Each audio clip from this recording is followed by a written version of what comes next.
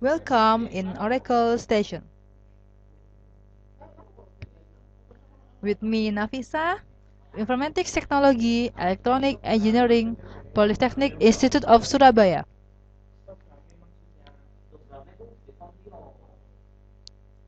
And with lecture, Rengga Asmara Eskom, OCA.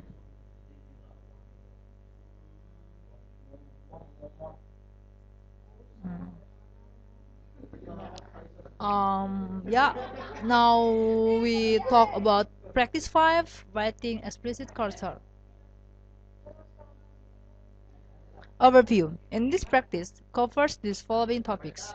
First, distinguish between an implicit and an implicit cursor, and in the second, discuss when and why to use an explicit cursor, and the third is uses a PLSQL record variable, and the fourth is write a cursor for loop.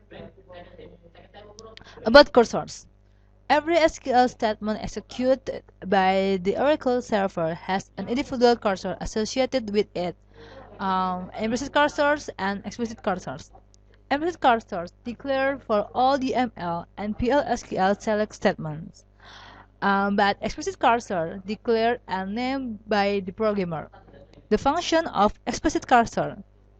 Cursors are used by database programmers to process individual rows returned by database system query. This is the controlling explicit cursor. First, you must create a name SQL area, and then you open it, identify the active set, and then you fetch the data, load the current row into variable.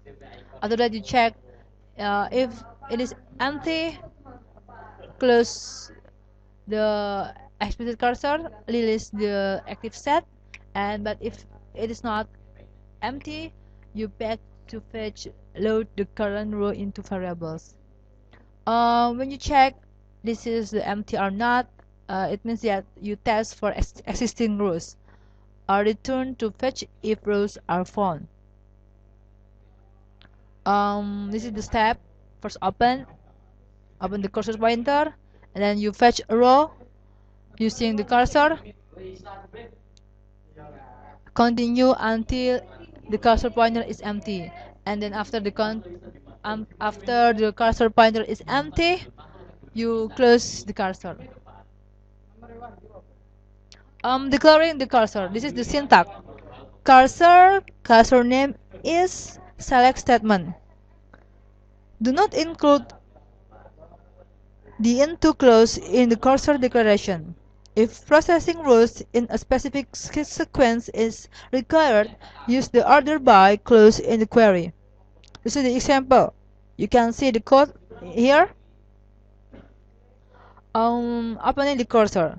If you want to open the cursor, you must use the syntax open and cursor name. Open the cursor to execute the query and identify the active set. If the query returns no row, the exception is raised. Use cursor attributes to test the outcome after a fetch. Fetching data from the cursor. This is the syntax. Fetch cursor name into variable 1, variable 2, and so on, and then record name. And here retrieve the current row values into variables. And then include the same number of variables. After that, you match each variable to correspond the columns positionally, and after that, you test to see whether the cursor contains rows or not. Example, you can see the syntax like this. Closing the cursor. If you want to close the cursor, you must use the syntax close cursor name. Close the cursor after completing the processing of the rows. Reopen the cursor if it's required. Do not attempt to fetch data from a cursor after it has been closed. Explicit cursor attribute. Obtain status information about a cursor. This is the attributes and the types of the attributes and the description. First, percent is open. The types is boolean. The description is evaluates to true if the cursor is open. For the attribute percent not found, the types is boolean. Percent not found evaluates to true if the most recent fetch does not return a row. For percent found attribute, the types is same like before boolean, and then the percent found evaluates to true if the most recent fetch return a row. Complement of percent not found. And the last is percent row count. The type is number, and the description is percent row count evaluates to the total number of rows returned so far. The percent is open attribute. Fetch rows only when the cursor is open. Use the percent is open cursor attribute before performing a fetch to test whether the cursor is open or not. This is the example. Controlling multiple fetches. Process several rows from an explicit cursor using a loop. Fetch a row with each iteration. Use explicit cursor attributes to test the success of each fetch. Percent not found and percent row count. Use the percent not found cursor attribute to determine when to exit the loop.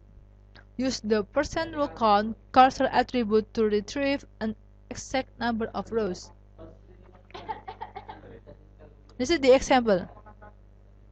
You can see the syntax here.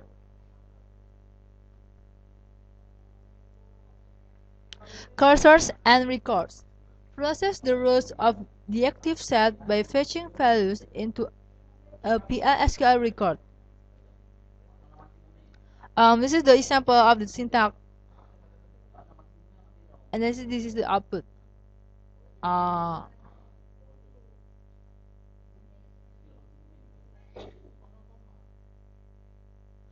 Cursor for loop. This is the syntax for cursor for loop.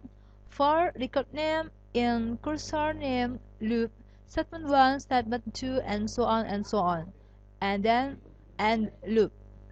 The cursor for loop is a shortcut to process explicit cursors.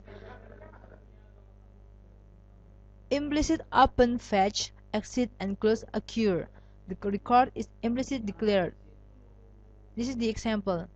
Print a list of the employees who work for the sales department. This is the example.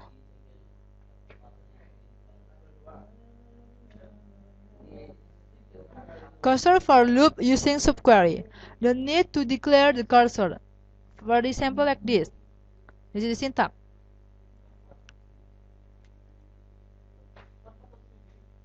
Okay. Thank you for watching my video and see you.